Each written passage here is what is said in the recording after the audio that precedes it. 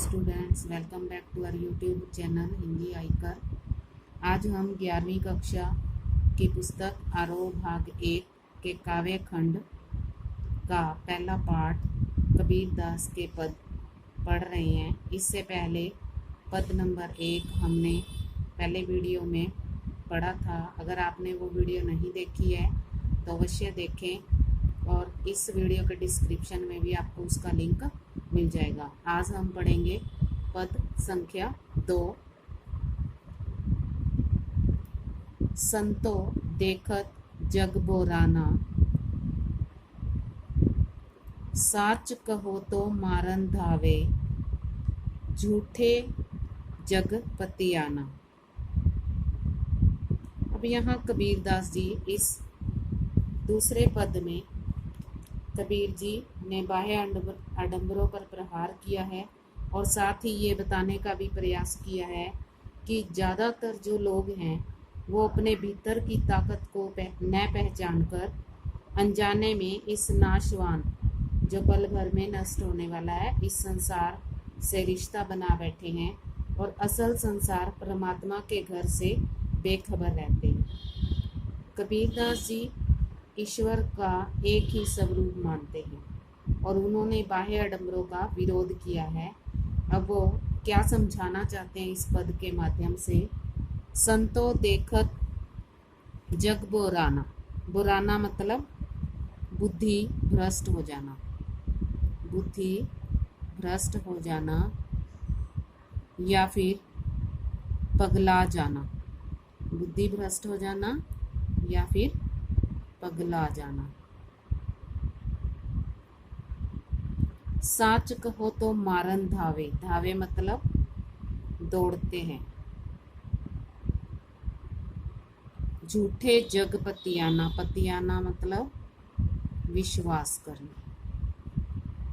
अब इन पंक्तियों के माध्यम से कबीरदास जी कहते हैं कि हे संतो, हे सज्जनों, मैंने इस संसार को देख लिया है।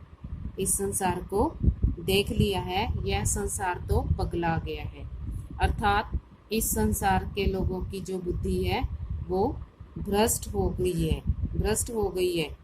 और अगर सच कहो तो मारन धावे, अगर हम इन लोगों को सच बात कहते हैं तो ये मारने को दौड़ते हैं, अर्थात सच्ची बात इन लोगों को बुरी लगती है और अगर इन्हें झूठी बात कह दी जाए तो वो इन्हें अच्छी लगती है और उस पर वो विश्वास कर लेते हैं।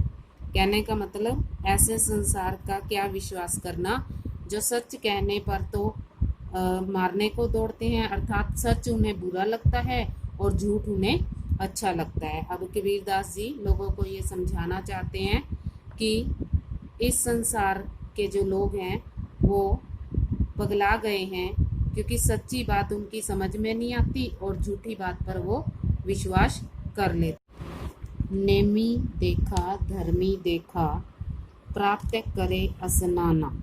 नेमी नियमों का पालन करने वाला। नेमी क्या होता है?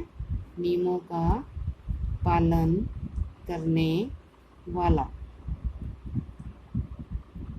नेमी देखा धर्मी देखा। धर्मी धर्म का पाखंड करने वाला। प्राप्त करे स्नाना मतलब स्नान करना या नहाना।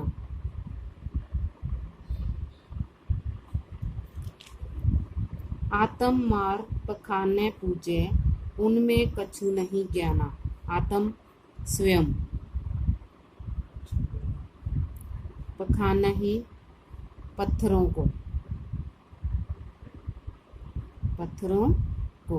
अब यहाँ कवि इन पंक्तियों के माध्यम से क्या समझाना चाहता है कि नेमी देखा धर्मी देखा। कबीरदास जी कहते हैं कि इस संसार में मैंने नियमों का पालन करने वाले लोग भी देखे हैं और धर्म के नाम पर पाखंड करने वाले भी बहुत सारे लोग देखे हैं, जो क्या करते हैं? प्रातः करे स्नाना, जो प्रातः काल सुबह उठकर स्नान करते हैं।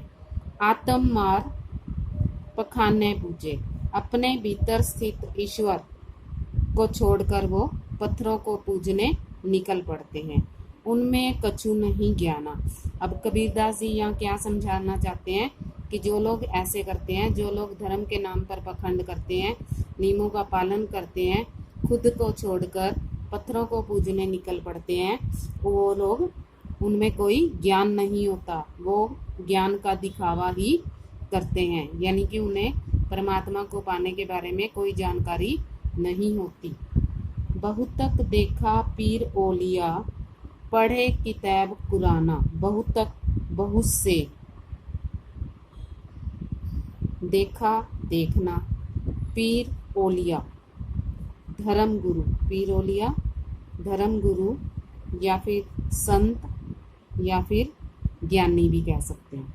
पढ़े किताब पुराना, किताब किताब पुस्तक, कुराना इस्लाम धर्म की धार्मिक पुस्तक जो है कुरान शरीफ।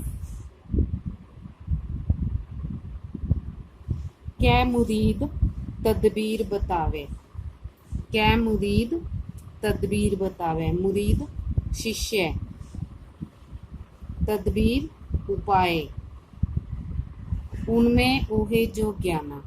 अब कबीरदास जी यहाँ क्या कहते हैं कि मैंने बहुत सारे धर्म गुरु भी देखे हैं, सिद्ध संत पुरुष भी देखे हैं, और ऐसे फकीर भी देखे हैं जो बहुत सारी किताबें, कुरान शरीफ जैसी किताबें पढ़े हुए हैं, बहुत सारे उन्होंने किताबें पढ़ पढ़ कर ज्ञान इकट्ठा किया हुआ है।